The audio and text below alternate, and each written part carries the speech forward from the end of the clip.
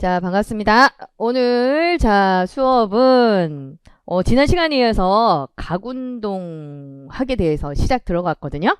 각운동 지난번에 배웠던 거 기억을 나는지 잠깐 점검 한번 하고 우리 넘어가겠습니다. 자, 그러면 지난 시간에 항상 우리가 각운동 하면 선운동을 조금 제대로 배워놨으면 각운동은 그 공식에 근거해서 대응되는 그 값만 잘 찾아가지고 하면은 조금 더 쉬워진다라는 거 지난번에 한번 얘기를 했었거든요. 자, 선운동에서 우리가 거리가 있었고 변이가 있었잖아요. 그죠? 거리도 있었고 변이가 있었어. 근데 여기서 각운동에서는 우리가 뭐 있어요? 호가 있는 거야. 호. 요 호. 선운동에 대해서 이 거리, 선운동에서의 이 거리 변이 요거에 대응하는 각운동에서의 이 원운동이니 각운동은 말 그대로 뭐예요?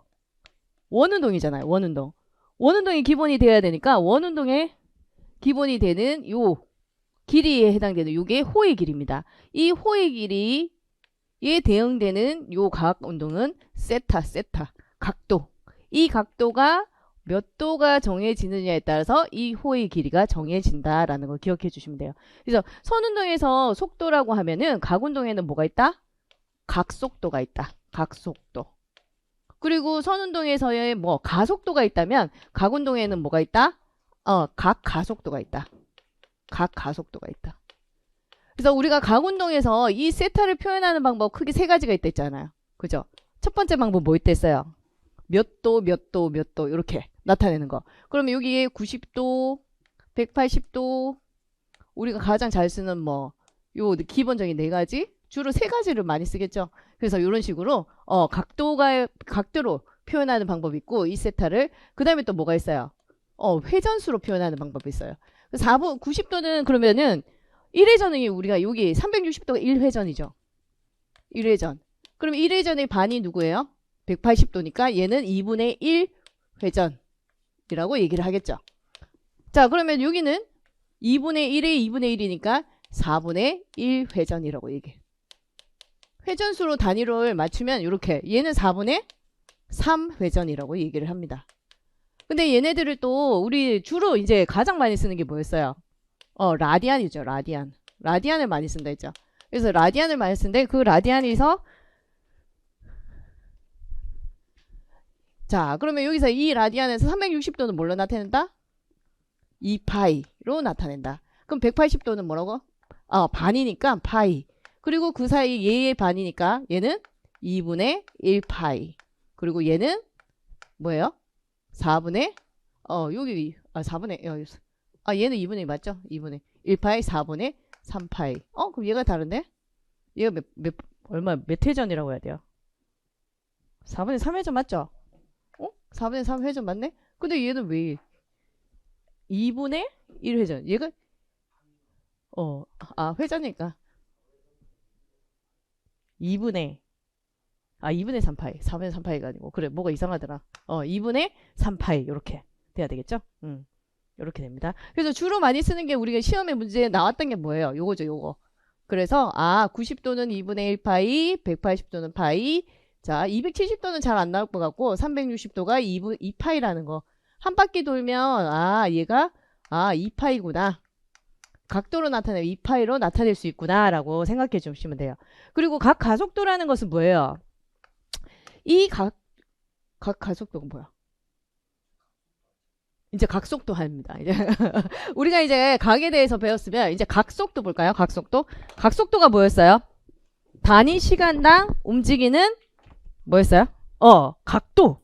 단위 시간당 얼마나 움직이는지 그 각도였잖아요. 속도라는 것은 단위 시간당 얼마나 움직이는 변이였다면 각도는 그 각이 얼마나 몇 시간 동안 몇 초마다 이 각이 얼마나 움직이냐. 각을 기준으로 전부 다 지금 세타를 기준으로 지금 잡고 있는 거죠.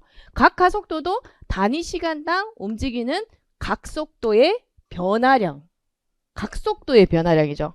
그러니까 이 각 가속도도 단위 시간당 움직이는 각 속도의 변화량이 각 가속도였다는 거죠. 그래서 여기에서 이렇게 그러면 각에 대한 우리 요 각변이 그리고 여기 보면 각속도, 각 가속도를 배웠다면 그러면 이제 선운동과 각운동을 우리가 뭐 했어요? 호환시킨다고 했잖아요. 그러니까 똑같이 내가 여기서 여기까지 만약에 30도로 움직였어. 30도로 움직였는데 이 30도 움직였을 때 3초에 30도 움직였다. 그러면은 얘 각속도는 얼마예요? 3초분의 몇 도? 30도 움직였다. 그래서 10도 per sec 이렇게 되는 거죠. 그런데 우리는 이때의 선속도를 구하세요 라고 한다면, 이때의 선속도를 구하세요 라고 하면, 지금 이거는 각에 대해서 말한 거라면 선속도 같은 경우에는 뭐예요? 선속도는 이 주변에 우리가 그 전에 선거리 각거리가 있었죠. 생각나요? 선거리 각거리. 각거리는 요 각도가 얼마나 움직였는지가 각거리고, 선거리는 뭐랬어요? 이 반지름이 정해짐에 따라서 요때의 호의 길이 요게 선거리라 했잖아요. 그러니까 각거리는 각도에 대한 부분을 얘기하는 게 각거리고, 선거리라는 것은 이 각도를 움직였을 때 똑같은 각도를, 만약에 똑같은 30도를 움직였어. 똑같은 30도를 움직였는데 얘가 딱 보니까 얘 반지름이 만약에 5일 때와 반지름이 10일 때, 반지름이 10일 때 얘가 움직이는 거리, 얘 움직이는 거리, 5일 때 움직이는 거리, 5일 때 움직이는 거리랑 이렇게 움직이는 거리랑 10일 때 움직이는 이 거리랑은 어때요?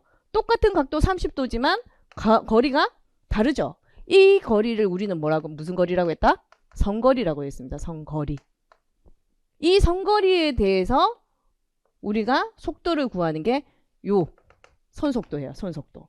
그러니까 이 각속도를 알고 있으면 이 각속도를 3초 만에 30도를 움직인 각속도를 알고 있으면 이 반지름만 주어지면 어떻게 된다?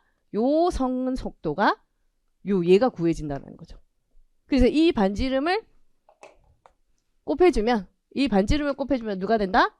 선속도. 요때의 선속도가 구해진다는 거죠. 그럼 얘도 마찬가지죠. 이 각만 구해지면 이때의 반지름만 정해지면 어떻게 된다? 요 호를 우리는 길이를 찾을 수 있다. 이 각만 정해지면 이 반지름에 따라서 이 호의 길이를 찾을 수 있다. 이 말입니다. 정리가 되나요? 그러면 이제 이 각 가속도도 뭐라고? 그러면 이 가속도도 뭐만 정해지면? 반지름만 정해지면 이때의 선가속도가 알 수 있다. 이 말이에요. 그래서 각이 얼마나 몇 초에 얼마만큼 움직였는지만 확인이 되면 그때의 반지름에 따라서 우리는 뭐가 달라진다? 얘네들 선운동, 선속도. 그러니까 정확하게 말하면 무슨 말이에요? 접선 속도, 접선 가속도가 되는 거죠. 그때의 반지름에 정해졌을 때의 접선 속도와 접선 가속도를 우리는 확인할 수 있다라는 그 얘기를 하고 있는 거예요. 그래서 그까지 우리가 배웠고, 그리고 우리가 원운동을 할 때는 항상 가속도가 몇 개가 있다고? 2개가 있다 했어요. 항상 이 가속도, 원운동을 하면 기본적으로 깔고 있는 거, 구심 가속도. 이 구심 가속도는 왜 생긴다 했어요? 방향의 변화 때문에. 나는 여기서 돌리고 있어. 돌리는데 계속 돌리면 이게 접선으로 수직으로 자꾸 튀어나가요. 튀어나가야 되는데 누가 못 튀어나가게 하냐면 얘가 얘를 잡아당기고 있기 때문에 계속 이렇게 같은 방향으로 이렇게 이 원이 접선 방향으로 이렇게 튀어나가야 되거든요. 이렇게 튀어나가야 돼. 얘가 자꾸 잡고 있기 때문에 못 가고 있는 거야. 그래서 얘가 방향 전환을 시켜주는 거예요.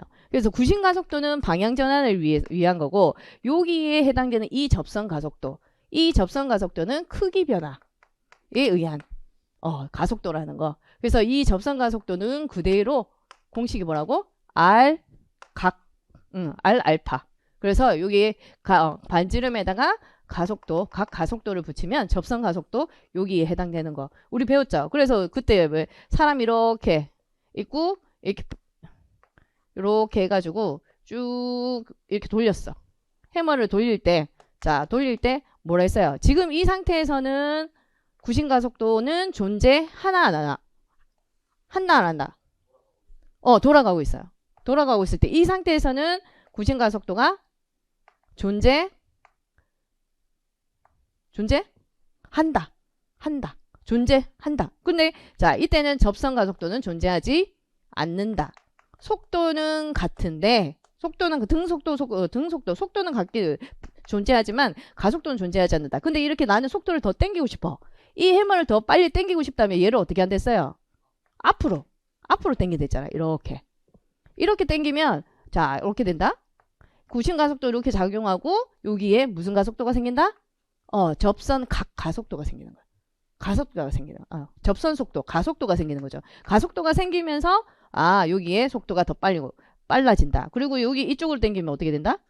속도가 감소한다. 왜냐면 이때 속도가 보통 일정하게 가지고 있는 속도가 얘는 이렇게 가속도가 생기면서 줄어들기 시작하니까 가속도가 생긴다. 그래서 여기는 증가하는 속도, 얘는 감소하는 가속도가 생긴다.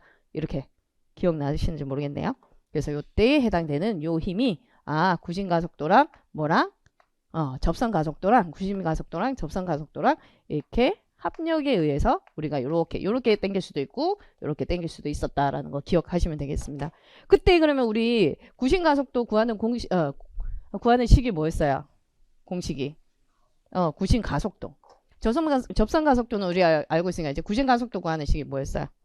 R분의 V 제곱이었어요. 또 다르게 말하면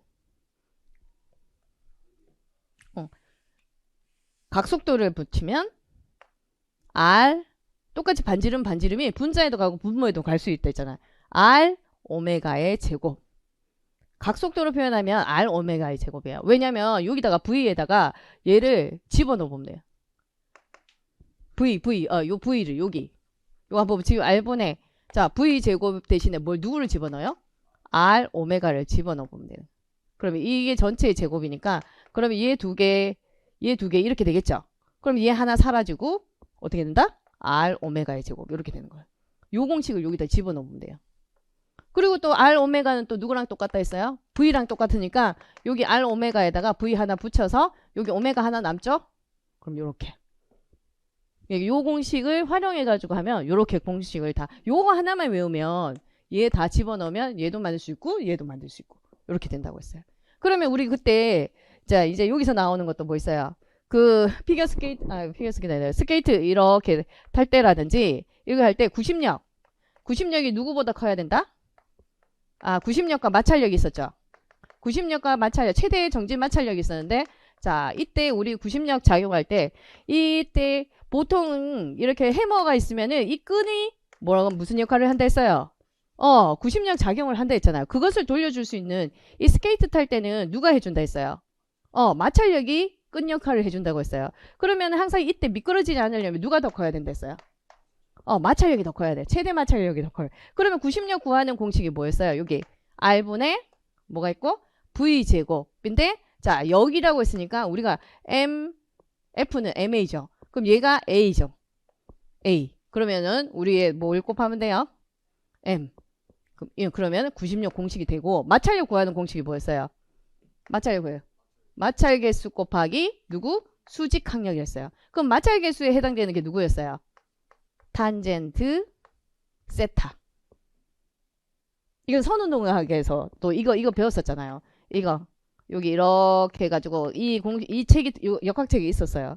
제일 앞에 보면 마찰력 배울 때. 그럼 그때 마찰 개수 탄젠트 마찰 개수는 탄젠트 세타입니다라는 얘기가 있었거든요. 그게 이제 이 마찰 개수가 탄젠트 세타예요. 그리고 곱하기 n 여기서 말하는 n은 누굴까요? mg가 누구보다 더 커야 된다? 얘보다 더 커야 된다 이 말이었어요. 그래서 우리 그때 지난번에 문제 냈던 거 기출 문제에서 나왔던 거 자 그 얘기 하는 거죠. 그래서 98페이지에 지난번에 복잡하게 쭈쭈쭈쭈 우리가 한번 어떻게 식이 이렇게 나왔는지 한번 훑어봤어요. 생각나세요? 훑어봤는데 그거 이제 정리하는 거예요. 그래서 그냥 구심력의 공식은 이렇게 되는 거고 마찰력의 공식은 이렇게 되는구나. 그래서 98쪽에 그 민수가 속력을 왜 낼 수 없나요? 라고 했을 때 속력의 크기가 커지면 원심력이 커지기 때문이지 원심력이 커지면 어떤 일이 발생하나요? 그래서 원심력이 빗면의 최대 마찰력보다 크면 원심력의 반대가 구심력이잖아요. 그죠? 반대로 작용하는 게. 그래서 마찰력보다 크면 막 바깥으로 미끄러진다. 그러면은 혹시 구심 가속도만 알아도 그래서 이 힘끼리 비교하면 요렇게 공식이 되는데 힘끼리 비교하면은 요렇게 식이 되는데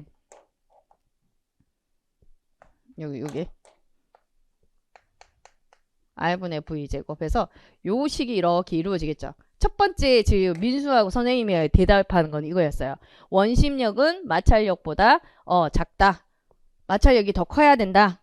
지금 힘끼리 비교하면 이렇게 됩니다. 근데 민수가 혹시 구심 가속도만 알아도 요 구심 가속도만 요거 구심 가속도만 알아도 선수가 바깥으로 밀리는지 알 수 있나요? 그러면서 구심 가속도만 알면 요거 뭘 하면 돼요? M은 비교를 안 해도 되죠. 어차피 여기도 M 있고 여기도 M. 그러면은 이때 알 수 있지. 선생님이 얘기한 게 이거였어요. 그래서 구심가속도는 그럼 순간 구심가속도 크기가 무엇의 빗면의 마찰 개수와 중력 가속도의 곱보다 크면 선수가 바깥으로 미끄러지지 않지. 그래서 이것도 공식에 근거해서 문제를 냈었다라는 거 기억해 주시면 됩니다. 그래서 지난 시간에 거기까지 우리가 배웠습니다. 자, 그러면 이제 99쪽 들어가겠습니다. 중력 가속도. 수직 항력이라고 하면은 힘에 관련된 얘기를 하고 있는 거예요. 역학에 관련된 얘기를 하고 있는 거죠.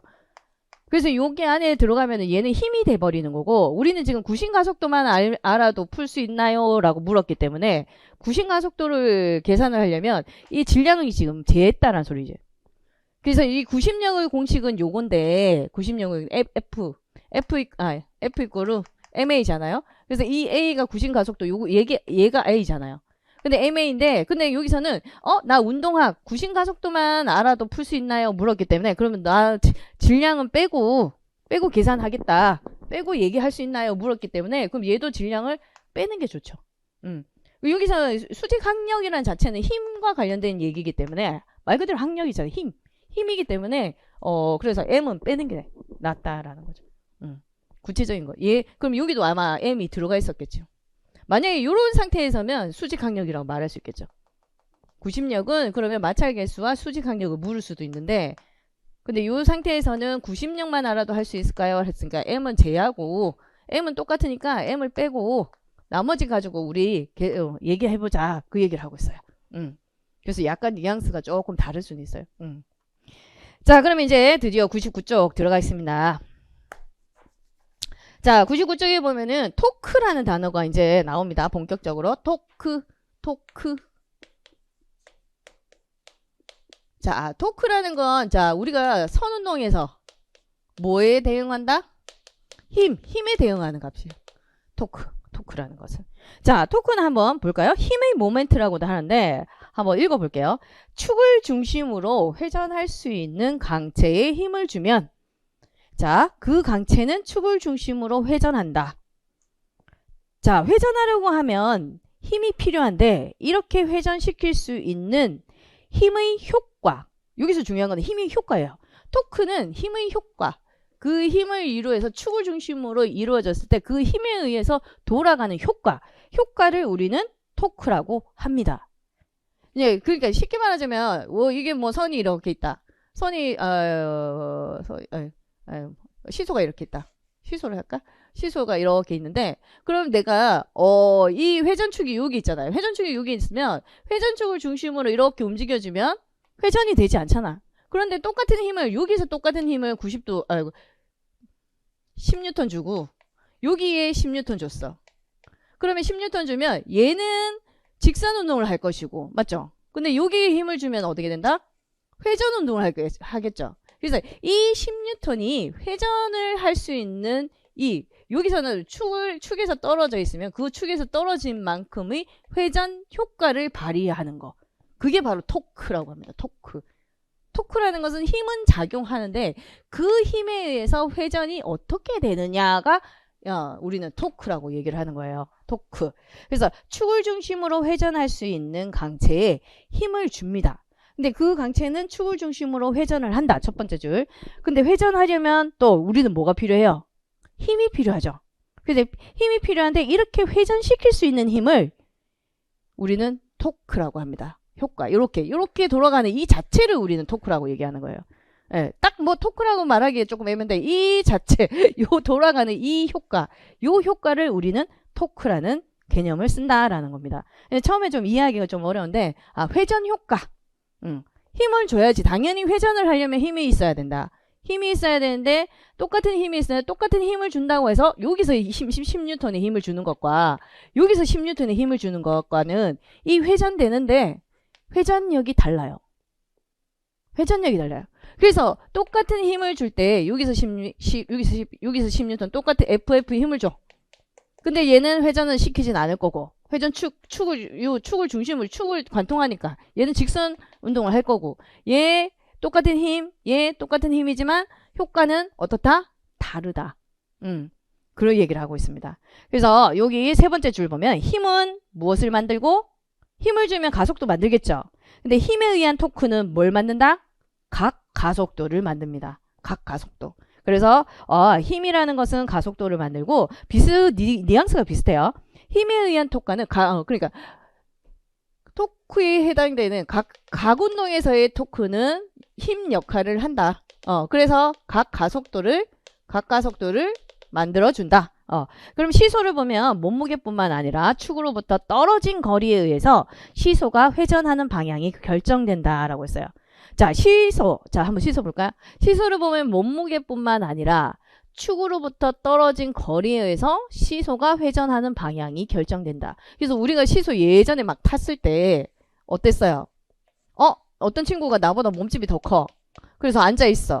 근데 나는 여기에서 앉아 있는 것보다 좀 더 어떻게 가는 게 뒤로 가는 게 얘랑 조금 더 비등비등해질 수 있다라는 그 뭔가 알 수 없는 경험에 의한 그게 우리가 있었잖아요. 그건과 마찬가지로 똑같은 이 회전 효과를 내가 이쪽으로 힘을 더 주고 싶으면 나는 어떻게 한다? 뒤로 간다. 그럼 뒤로 간다는 것은 내 몸무게는 똑같지만 내 몸무게인 힘은 똑같지만 무게는 똑같지만 어떻게 된다? 거리가 멀어질수록 회전 효과는 커진다라는 사실을 알 수 있는 거죠. 그래서 이런 상태를 보서 거리가 멀고 힘은 똑같고 아니면 힘도 더 좋고 거리도 멀면 멀수록 회전력은 더 커질 수 있구나라는 사실을 알 수 있습니다. 그래서 토크라는 것은 자 볼까요? 식이 하나, 둘, 셋, 넷, 다섯 번째씩. 토크는 축으로부터 힘이 작용하는 거리에다가 곱하기 뭐한다? 몸무게, 힘. 뭐 이렇게 얘기할 수 있죠. 시소에서 말하는 거죠. 그래서 그것을 식으로 나타내는 게 R 곱하기 뭐라고? F. 작용한 힘. 그럼 R이 누구라고? 정확하게 이제 명칭을 알고 있어야 되겠죠? R은 뭐예요? 축으로부터 거리. 축을 기준으로 잡았을 때 얼마나 떨어져 있는지 그 반지름을 말하는 거죠. 그래서 이게 R 곱하기 F. 힘을 똑같이 주지만 R 거리에 따라 토크는 달라진다. 그럼 R이 멀수록 R에 비례하고 힘에도 비례하네 토크는. 그래서 거리가 멀수록 토크는 세지고 힘도 좋아질수록 토크는 세지더라. 회전력은 세지더라. 그 말을 하고 있습니다. 자, 근데 여기 단위는 볼까요? 단위가 뭐예요, 그러면? 여기 단위가. 얘 R이니까 얘 미터예요, 미터. F는 뭐예요? 뉴턴이죠. 그래서 단위가, 어디서 많이 본 거죠? 이거 많이 본 거예요. 어디에서? 일에서도 이런 단위를 써요. 근데 이 미터는 개념이 다르죠. 1에서의 이 mn과 여기에서의 이 얘랑은 개념이 다르다라는 거. 얘는 움직인 힘을 준 방향으로 얼마만큼 움직였느냐가 1이었다면 선운동에서 1이었다면 지금 얘 같은 경우는 토크에서의 이 m은 뭐예요? 축으로부터 얼마만큼 떨어져 있느냐의 거리를 말하는 거죠. 그때 얼마만큼 작용했느냐가 얘라는 거죠. 그래서 단위는 같지만 토크에서 쓰는 의미와 일에서 쓰는 의미의 m 단위는 다르다라는 거 기억해 주시면 돼요. 자, 그럼 문제 1번 볼까요? 우리가 저기 볼트 중심에서 각각 10cm와 20cm 떨어진 곳에서 30N의 힘을 가할 때 생기는 토크의 크기와 방향을 구하세요 라고 했습니다. 그럼 여기서 토크의 크기와 방향은 방향은 반시계 방향, 시계 방향이라고 우리가 한번 해볼까요? 자, 그럼 요렇게 나사가 있고 요렇게 이게 뭐야? 멍키라고 해야 되나? 뭐라고 해야 되죠? 스패너. 스패너. 자, 그럼 요렇게 있다. 그러면 여기서 자, 볼트의 중심에서 얼마나 떨어진 거? 하나는 10cm 떨어지고 한 번은 20cm. 한 번은 10cm, 한 번은 20cm. 그래서 10cm 떨어진 것과 20cm 떨어진 곳에서 자, 얼마의 힘을 작용한다? 30N의 힘을 요렇게 작용해서 요렇게 작용하네요. 반대네. 요렇게 작용하는 거죠. 이렇게 돌리는 거니까. 그럼 작용해가지고 돌린다. 그러면은 토크의 크기와 방향을 구하였으니까 1번, 2번. 자, 그러면 1번은 어떻게 된다? 1번은 그러면 우리 토크는 뭐라고요? 주어진 힘에다가 축으로부터 떨어진 거리를 곱하면 되죠. 똑같은 힘 얼마? 30N. 곱하기 R은 단위가 미터니까 0.1m. 그래서 얘 계산하면 3nm이 됩니다. 이렇게. 자, 그러면은 방향은 어때요? 무슨 방향이에요? 시계 방향. 양이라고 이렇게 적어주면 되죠? 이렇게. 자, 그 다음에 2번에 같은 경우. 그럼 똑같이 토크는 회전력이구나. 회전력은 주어진 힘에다가 그 거리만큼 떨어진 곳에 주어진 힘 곱하면 되는구나. 이렇게 생각하면 되죠? 그럼 역시 30N 곱하기 0. 얼마예요? 2m.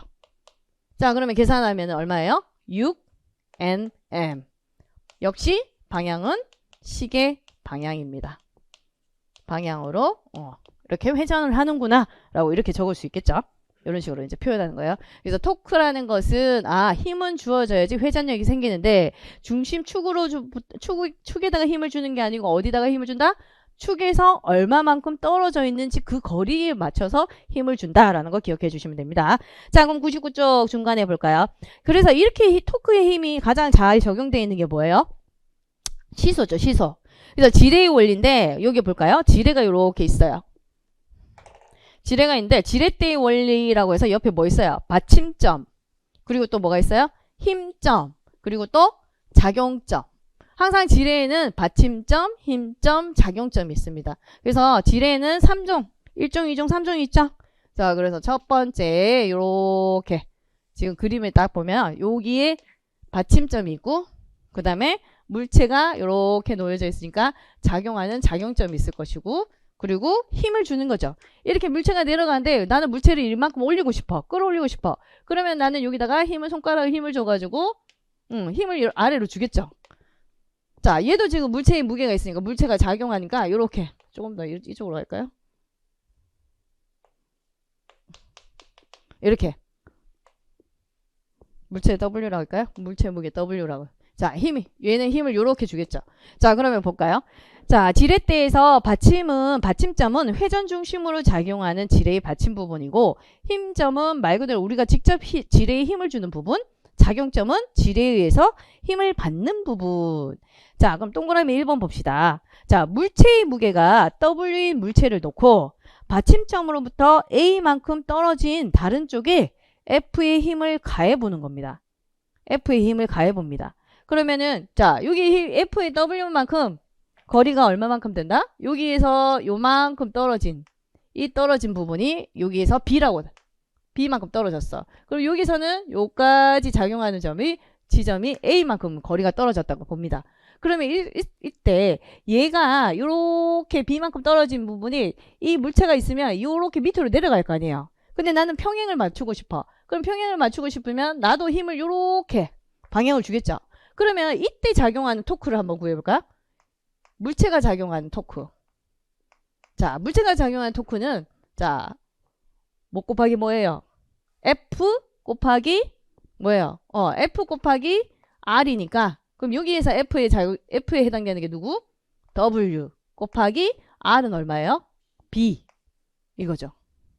그냥 방향은 어떻게 해야 돼? 회전 방향이 이렇게 지금 내려가고 있는 거잖아요. 그럼 얘는 반시계 방향이죠.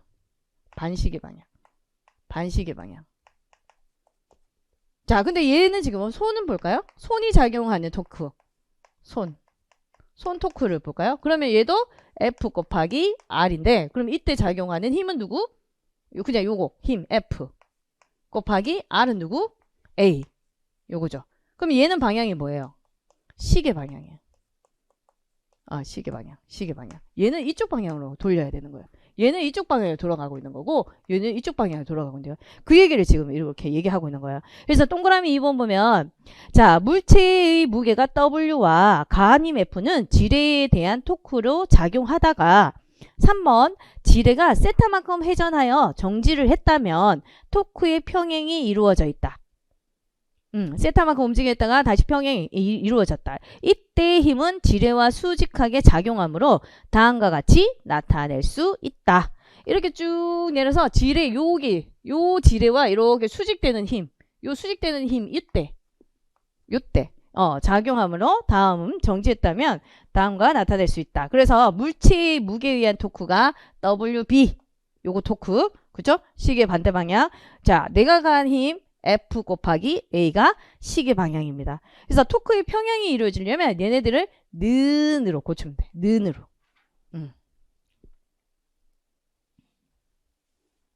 는으로 요렇게 고치면 얘네들은 토크가 평행이구나 라는 식을 맞을 수 있는 거예요.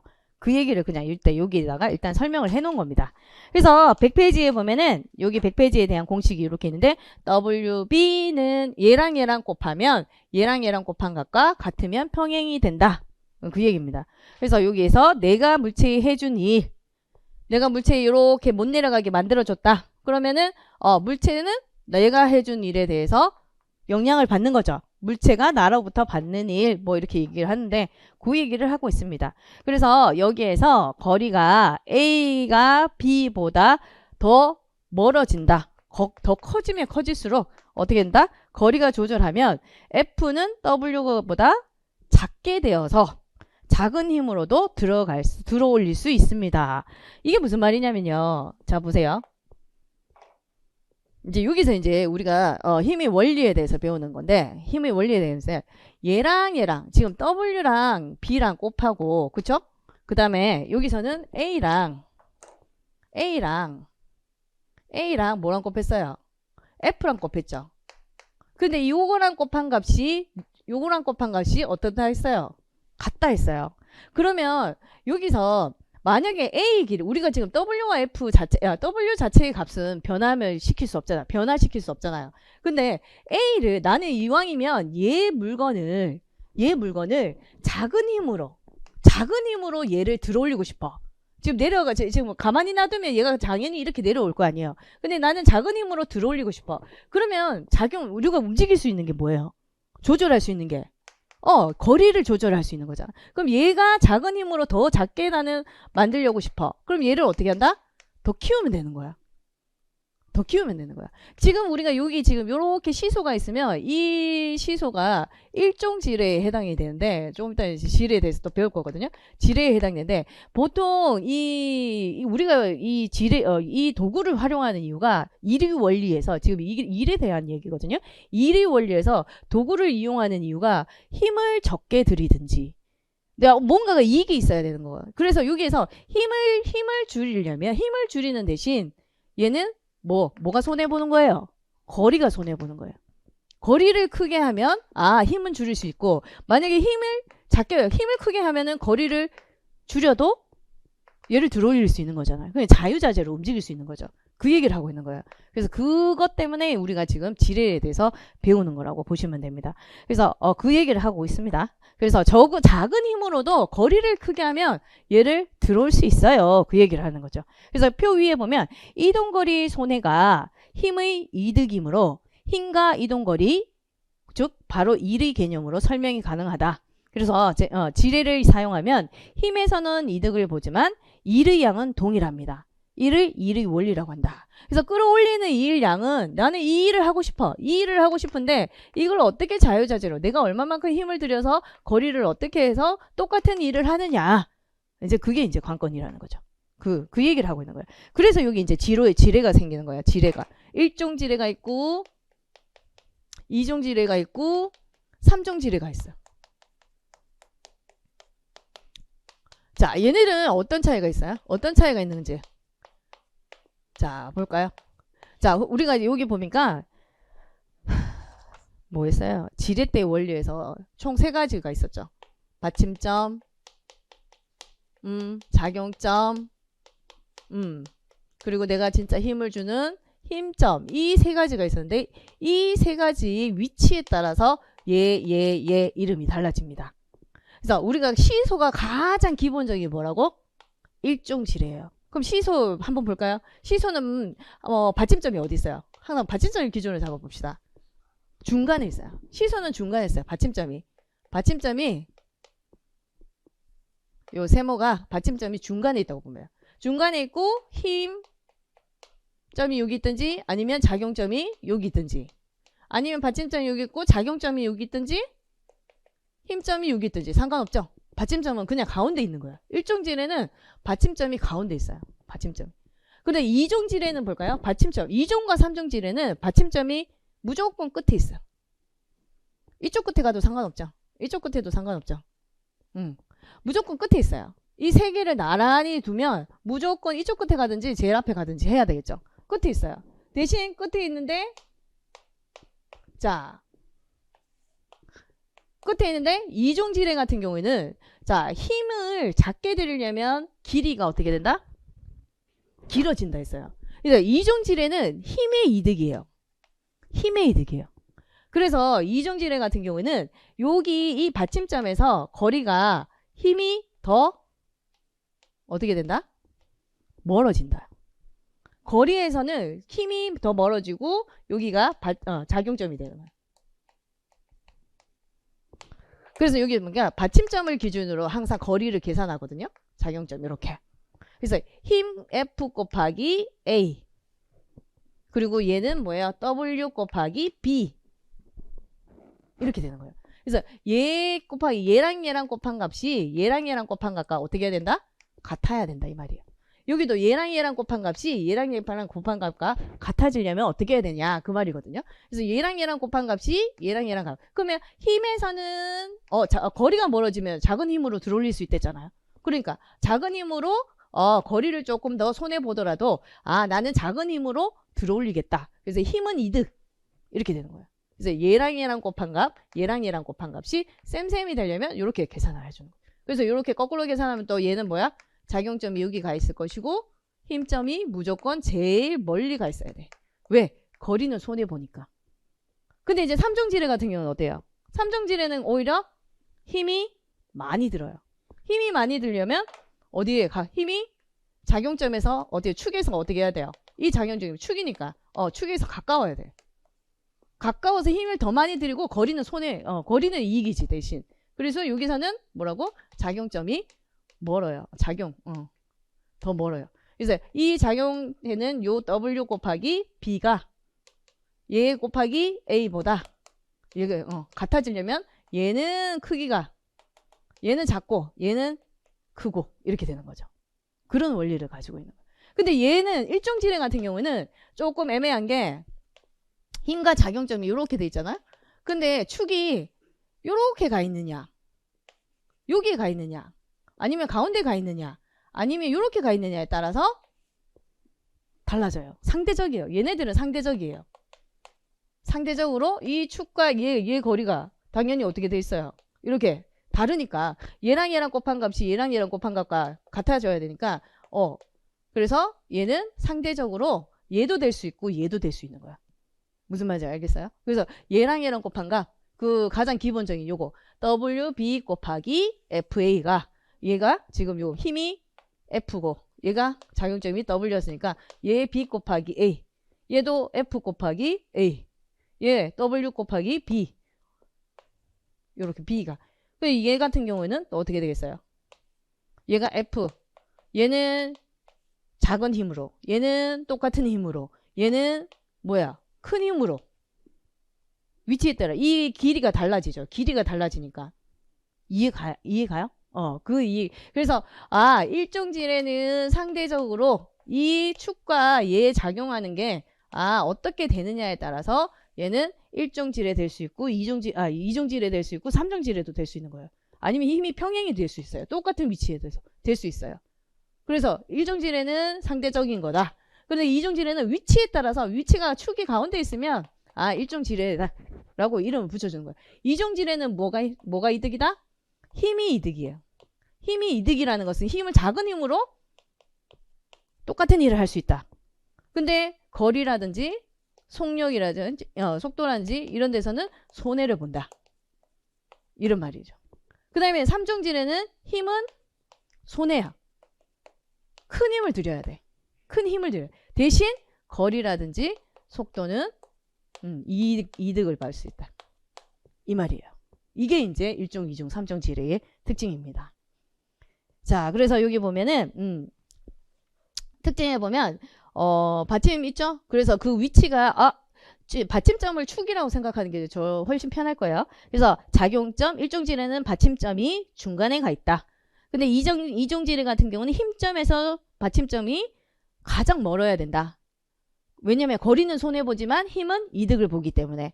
근데 3종 지뢰에서는 힘점과 받침점이 내가 힘을 얼마나 들이냐가 중요하거든요. 그래서 축으로부터 힘점이 가깝구나. 그러면은 얘 힘 많이 들여야 되네. 이 얘기를 하고 있는 거야. 그래서 그게 3종 지뢰입니다. 특징을 볼까요? 그래서 특징에 보면 1종 지뢰 같은 경우에는 힘팔과 저항팔의 무슨 길이? 상대적인 길이 차이에 의해서 몇 개의 요인으로 이 세 개의 요인으로 우리가 발생할 수 있다. 그 얘기였습니다. 그래서 그 다음에 2종 지뢰 볼까요? 예를 들어서 밑에 보니까 상완 3두근의 수축에 의해서 전환이 신전되는 경우라고 했는데 여기서 뒤에 우리 배울 거예요. 그래서 여기 보면 이렇게 덤벨이 있고 이렇게 팔을 이렇게 해가지고 사람이 이렇게 있어야 되나? 여기 팔이 3두근 요렇게 요 팔과 여기 축이 여기 있고 요렇게 이제 끌어올리는 상황이거든요. 그래서 요 축 가운데 있고 요 축으로부터 떨어져 있는 요 거리와 요 거리, 이 거리를 계산해요. 요 축이 가운데 있는 거리. 그게 바로 1종 지뢰에 해당되는 건데 좀 이따 다시 배울 거예요. 자, 그 다음에 이제 2종 지뢰 같은 경우에는 힘팔이 저항팔보다 길기 때문에 가해진 힘보다 더 큰 저항을 이겨낼 수 있다. 그래서 힘의 이득이 되고 그 다음에 운동 범위에서는 손해를 본다. 그래서 힘의 이득이 된다는 것은 작은 힘으로 내가 들이는 힘이 작은 힘으로 들일 수 있다는 거고 운동 범위가 손해 본다는 것은 뭐예요? 힘팔과 저항팔 있으면 여기서는 힘팔과 저항팔이라고 얘기를 했죠. 얘가 저항팔이 되겠죠. 얘가 힘을 준 부분에 길이니까 힘팔이 되는 거고 그래서 힘팔과 저항팔에서 힘팔은 더 커야 된다. 자, 그래서 발 뒤꿈치를 들고 가만히 서 있는 자세 그건 2종 지뢰에 해당된다. 라고. 그리고 팔굽혀펴기도 2종 지뢰에 해당된다. 그래서 우리가 병따개도 뭐예요? 2종 지뢰입니다. 2종 지뢰. 작은 힘으로 똑 딸 수 있도록 만든 거. 그래서 그 다음 3번. 자, 3종 지뢰 같은 경우에는 볼까요? 작용점, 힘점, 축, 받침점이 순서대로 되어 있죠. 그래서 저항팔이 힘팔보다 길기 때문에 가해진 힘이 더 든다. 그래서 힘에서는 손해를 봅니다. 근데 운동 범위에서는 힘팔은 작고 저항팔이 기니까 운동 범위와 속도에서는 이득을 볼 수 있구나. 그래서 예를 들어서 상완 2두근에서 우리가 이렇게 덤벨을 들어올릴 때 그렇죠? 이렇게 덤벨을 이렇게 들어올릴 때 이때는 3종 지뢰에 해당된다. 그 뒤에 또 자세하게 나와 있습니다. 자, 그럼 문제 2번. 자, 아래 지렛대에서 자, W는 180N, W2는 210, 그 다음에 R1 1, R2는 0.8 이라면 지렛대는 어떤 상황이 될까요? 어떻게 이루어져 있을까요? 라고 묻는 거야. 평행이 이렇게 나란히 될까요? 아니면은 기울어졌을까요? 그럼 기울어졌다면 얼마나 기울어졌을까요? 묻는 거예요.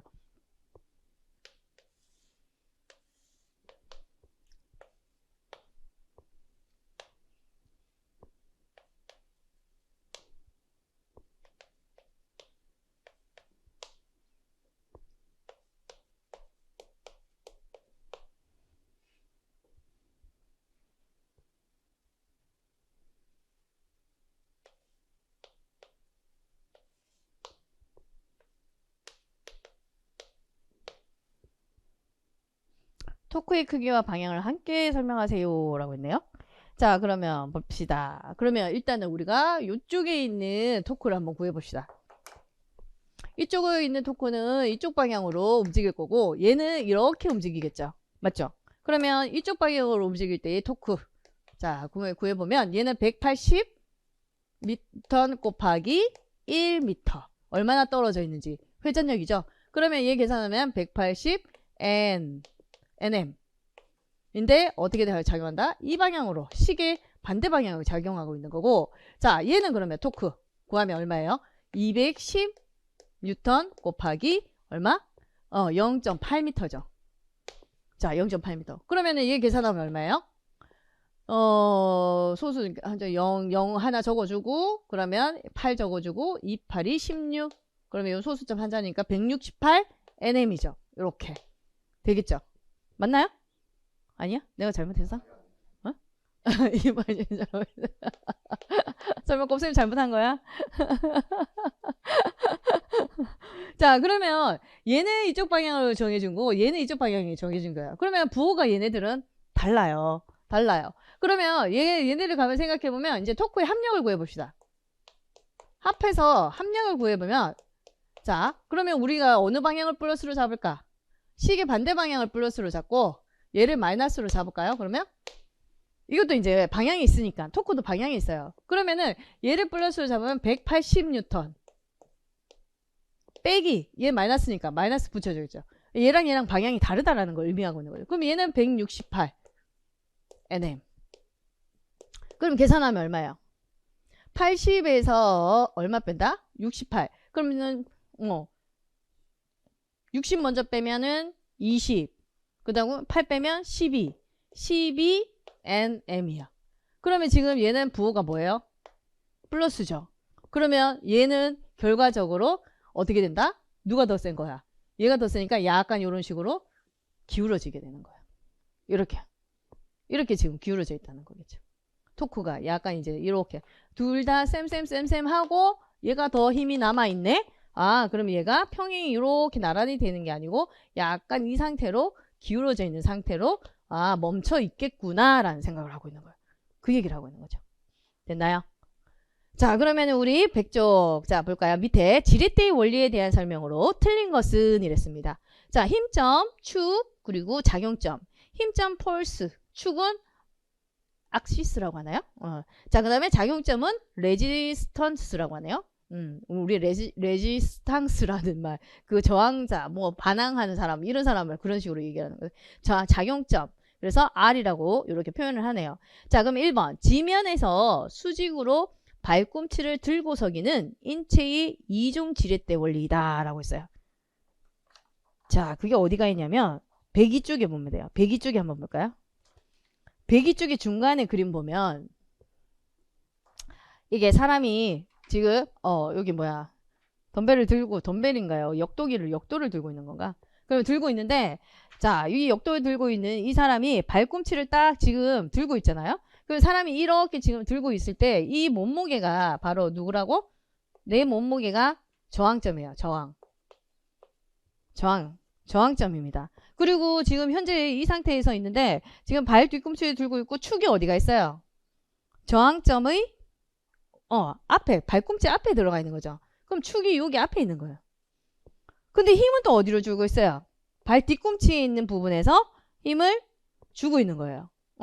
그래서 얘는 지금 축, 저항점, 힘점 이렇게 순서대로 되어 있는 거예요. 무슨 말인지 이거요? 축이 여기 발꿈치 앞에 여기 가 있는 거고, 저항이 내 몸무게야. 무게가 가 있는 거고, 이것을 들어올리기 위해서 뒤에 있는 근육과 뭐 발 뒤꿈치가 여기 있는 내 무게 중심보다 뒤에 가 있는 거야. 그래서 축, 저항, R, 저항, 그리고 힘. 요렇게 A, R, F 이런 식으로 순서가 되어 있는 거예요. 그래서 얘가 힘이 제일 머네? 축에서. 그러면 작은 힘으로 얘는 들어올리고 있는 중이네. 그럼 이중 지뢰가 맞다 이 말입니다. 그런데 그 뒤에 옆에 보니까 얘가 약간 몸을 앞으로 기울여 버리는 거야. 그 옆에 걸. 그러면 내가 지금 들었을 때 몸을 앞으로 약간 기울면 뭐가 움직이는 거예요? 저항점이 어떻게 되겠어요? 앞으로 기울어지면서 축 앞에 가 있는 거예요. 뒤에 그림 무슨 말인지 알겠어요? 그래서 저항점, 작용점이 먼저 앞에 가 있고, R이 먼저 앞에 가 있고, 그 다음에 축이 가 있고, 그 다음에 뭐가 가 있는 거야? 힘이 가 있는 거죠. 그래서 앞으로 몸을 기울이면 이중에다가 뭘로 바뀌는 거예요? 지금 축이 가운데로 바뀌니까 축이 가운데로 바뀌니까 일중지뢰로 바뀌는 거죠. 일중지뢰로. 여기 뒤에 몸을 이렇게 앞에 바뀌면 축이 가운데로 가버려. 얘 뭐 저항이, 내 몸무게가 어디로 가버렸어요? 내 저항점이 몸무게가 이 축보다 앞으로 쭉 가버리는 거예요. 이해가요? 이렇게 이 상황에서 이 상황으로 아, 이중지뢰에서 몸을 앞으로 구부리면 일중지뢰가 돼버리는구나 라는 생각을 하면 돼요. 그 얘기를 지금 여기서 그림에서 설명하고 있는 거예요. 자, 그러면 이제 다시 앞에 가서, 자, 100쪽에. 그래서 지면에서 수직으로 발 뒤꿈치를 들고, 그래서 수직이란 말 쓰는 거예요. 앞으로 이렇게 내민 게 아니고 똑바로 서 있다는 거예요. 똑바로 이렇게 서서 발꿈치를 뒤로 들면, 아, 인체의 이중지렛대의 원리이다. 근데 이제 수직이 아니고 몸을 앞으로 기울이면, 저항점이 축 앞으로 가버려서 일중지뢰가 되는 거고. 자, 그러면 동그라미 2번. 이중지뢰는 작용점이 뭐예요? 축과 힘점 사이에 있다.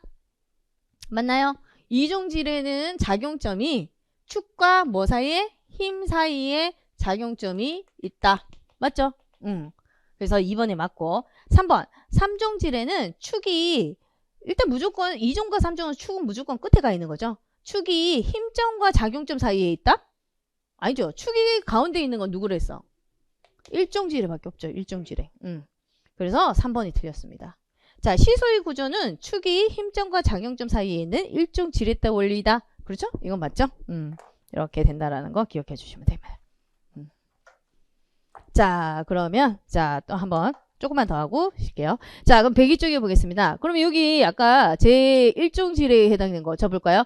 문제 4번에 앞의 그림은 상완 삼두근의 수축에 의해서 전환이 신전되는 경우이다. 지뢰의 3요소를 찾고 지뢰는 몇 종인지 쓰세요 라고 했어요. 지뢰의 3요소를 찾고 지뢰는 몇 종인지. 자, 그러면은 여기에 삼두근 수축에 의해 가지고 지금 전환이 신전되는 경우이다. 자, 한번 잘 찾아보세요. 어디가 뭔지. 뭐가 뭐지? 힘이 두 개가 있어야 되고 일단 축이 있어야 된다. 하나는 저항 힘이고 하나는 내가 주어야 되는 힘이고 힘을 줘야 되는 힘이죠.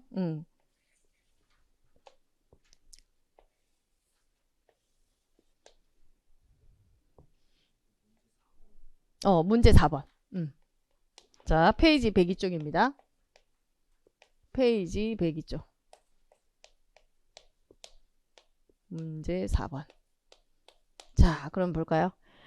자, 여기 보니까 내가 힘을 줘야 돼. 여기 팔 뒤꿈치 주관절 여기 있죠? 여기 요거. 팔꿈치 요거 여기가 축이죠. 여기가 축이고 여기 앞에 근육이 이렇게 있으면 여기가 내가 힘을 줘야 되는 부분이고. 맞죠? 그 다음에 여기가 이 팔과 이 뭐야? 얘의 무게의 합한 게 이렇게 작용을 하고 있다는 거죠.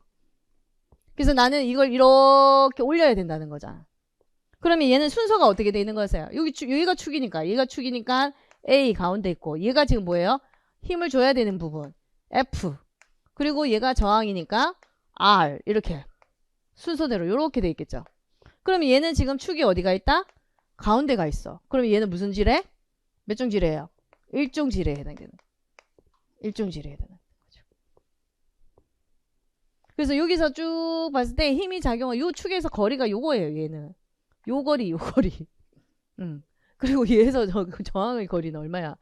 이 거리야, 이 거리. 얘가 이제 A고, 얘가 이제 B에 해당되는 거죠. 얘가 W에 해당되는 거.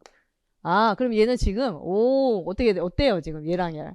얘를 들어 올리려면, 얘가 지금 힘을 엄청 들여야 되는 거죠. 그러니까 얘는 힘에서는 손해보는 거야. 엄청, 얘 거리가 너무 짧아. 축에서 요게 근육이 붙어 있는 요 거리가 너무 짧은 거예요. 그러니까 얘는 힘을 진짜 많이 들여야 되는 거예요. 얘를 들어 올리기 위해서. 이렇게 되는 상황이죠. 그렇게 되는 거예요.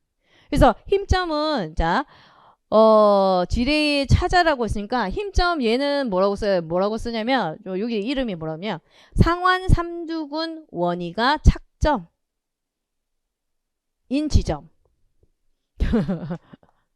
상완 삼두근 원위가 바로 착점이 되어야 된다. 기점이 아니고 착점. 우리 신점 뭐 이렇게 뭐 굴곡 뭐 다 배울 때 제일 앞에 역학책이 제일 배울 때 원위가 뭐였어요? 원위는 뭐야? 내 몸으로부터 월면 뭐야? 원위가 되는 거고 내 몸에 가까이 있으면 근위가 되는 거죠. 이왕이면 이렇게 팔이 이렇게 있어. 그러면 이 팔을 기준으로 잡았을 때 이 팔이 상완 삼두근 여기에서 여기까지 딱 끊었을 때 누가 여기에서 작용하는, 그러면 이 상완 삼두근이 원위가 착점이 되니까 여기서 작용하는 힘이죠. 아니지, 상완 삼두근 여기가 몸이지, 여기에서 작용하는 힘이네. 그죠? 여기가 기점이 되는 거고, 얘가 착점이라는 명칭이 있었잖아요. 그죠? 예, 근육이 수축되는 부분, 여기가 수축이 되는 거죠. 내 몸이 이렇게 있으니까 내 몸에서 이 상당 상완 삼두근의 여기가 근이, 여기가 원위 이렇게 될 거죠. 그래서 원위에서 작용하는 요 착점 지점이 바로 힘점이 작용하는 지점이다. 그 얘기를 하고 있는 거죠. 그래서 상완 삼두근의 원위가 착점이 되고 이 부분이 힘점이, 이 부분이 힘점입니다. 여기가 이렇게 잡아당기는.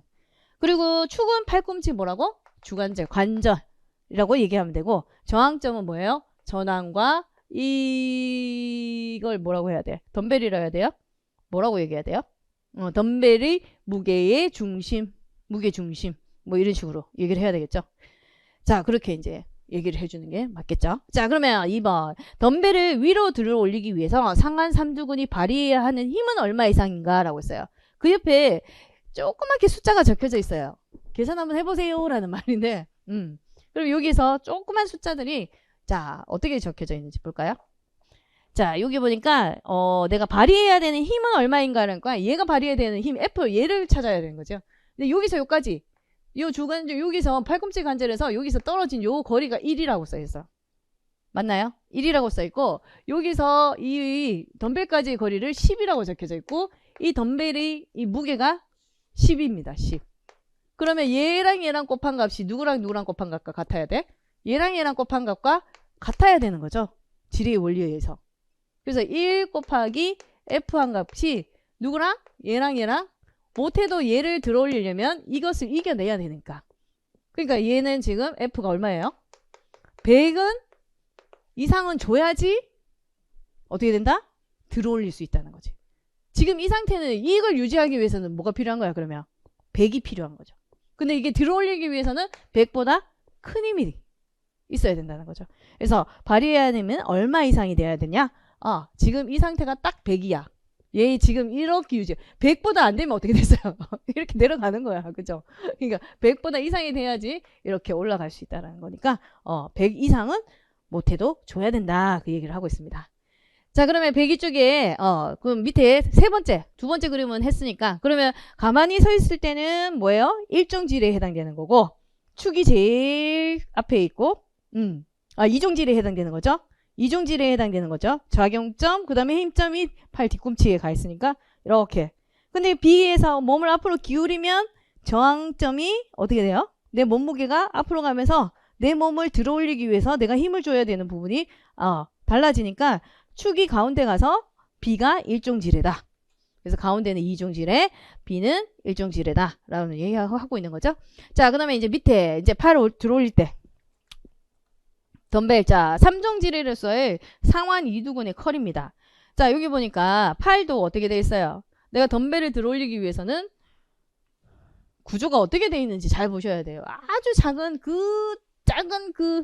뭐랄까, 내 그 팔꿈치에서 이렇게 팔꿈치가 이렇게 뼈대가 지금 이렇게 뼈다구가 이렇게 있네. 뼈가 이렇게 돼 있는데 지금 이렇게 내가 들어올려야 되는 상황이죠. 자, 들어올려야 되는 상황인데, 자, 여기서 약간 어떻게 돼 있는 상태예요. 진짜 아주 미묘하지만 여기가 축이라면 팔꿈치 여기 회전 여기 하는 축이라면 여기서 약간 떨어진 부분에서 뭐가 붙어 있는 거예요? 네, 이 근육이 이렇게 붙어 있는 거예요. 이걸 들어올리기 위해서 이렇게 근육이 이렇게 요렇게 여기 얘 팔이랑 여기 있는 팔 얘랑 여기에 붙어 있는 거잖아요. 여기에 들어올리 여기에서 여기까지 거리 여기에서 여기까지의 거리로 이렇게 힘을 들어올리는 거예요. 근데 이제 이 무게를 들어올리기 위해서 이제 그러니까 얼마나 이제 우리가 이제 이 무게를 많은 무게를 들면 들수록 내가 진짜 요 조그만 거리가 엄청 작을 거 아니에요. 그죠? 그러니까 작은데 이걸 갖다가 내가 근육을 써가지고 들어올려야 되니까 이게 진짜 힘을 많이 들여야 되는구나 라는 생각할 수 있겠죠. 그럼 얘는 지금 어떻게 되는 거야? 이게 지금 축이고 그 다음 여기가 무슨 점이에요? 그러면 들어올려야 되니까 얘가 힘점이죠. 힘점 F고 얘가 저항점이니까 그럼 얘는 몇 종질에 해당되는 거야? 축이고 얘가 정항이 가장 머네? 그죠? 그러면 얘는 3종 질에 해당되는 거죠. 얘는 3종 질에. 얘는 지금 굴곡되고 있는 거예요. 신전되고 있는 거예요. 굴곡되고 있는 상황이죠. 그래서 이렇게 지뢰로서의 상환 이두근컬은 이렇게 구해보면 구할 수 있다. 그러면 밑에 상환 이두근에서 전환이 굴곡될 때 주관절이 축이면서 상환 이두근의 원위가 착점이 됩니다. 상환 이두근의 원위. 상환 이두근이 딱 봤을 때 원위가 누구예요? 여기가 어깨니까 내 몸에서 거리가 먼 얘가 원위. 여기가 근위. 내 몸에서 가까운 여기가 근위. 여기서 원위 이렇게 된 거죠. 여기에 있는 얘가 힘점이 된다. 이 말이죠. 그래서 착점이며 힘점이 된다. 그래서 전환의 분절 중심의 저항점이 된다. 그래서 전환의 분절 중심. 요 분절이 중심. 전환의 분절. 요 분절의 중심이 저항이 된다. 자, 그래서 이종질에서 또 자, 노적기도 딱 보면은 어디가 축이게 되면서 어디가 뭐가 되는지 이제 이렇게 알 수 있는 거죠. 그래서 배기 쪽까지 했습니다. 자, 그러면 10분 쉬었다가 10분 쉬었다가 시작하겠습니다.